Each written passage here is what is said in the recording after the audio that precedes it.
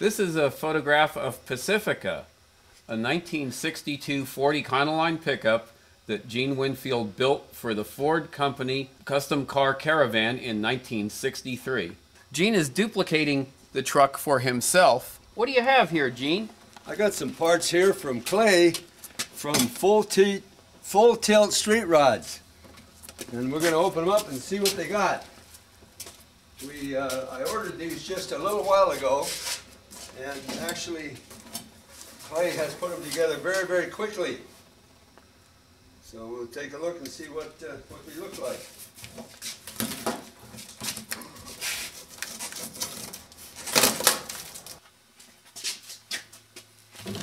Here's the beautiful airbags and the front cross members that Clay made at Full Tilt Street Rods. All the components. Now we'll finish welding them. Clay give us a very fast delivery time, and he makes some very, very nice parts. These are Mustang II custom-made A-arms, made to look like the Mustang II suspension, and beautiful discs, brake discs, and the spindles and everything. Very, very nice products, all from Clay at Full Tilt Street Rods. Did a nice job on this cross member, and the front steering will go here. This is Clay's catalog. It has some very nice products in there, and you can order it through the internet. He has some very, very nice products, and you can order them by going through the web address. This is my new book, and I have some copies available, and in here is a picture of the Econoline, and this is the original artwork, and it shows the bed all inside and the rear view with the asymmetrical taillights. Now, Bedwood Company in Kentucky, Jeffries over there is going to do the bed, but what we're doing is we're pulling the floor up a little higher. We're making a false floor to allow for the suspension, the T-bird suspension. So I'll show you that over here right now.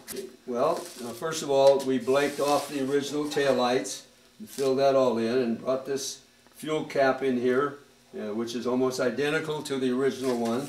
And in here, I've brought some 6-inch 2x6 steel and raised this up, and this is going to be a false floor. The floor will be on top of this, and we'll have some compartments underneath. But this is the 62 T-bird, which has independent suspension, and I wanted plenty of clearance, and I want to be able to drop this thing way down and have airbags to raise it up and drive it on airbags.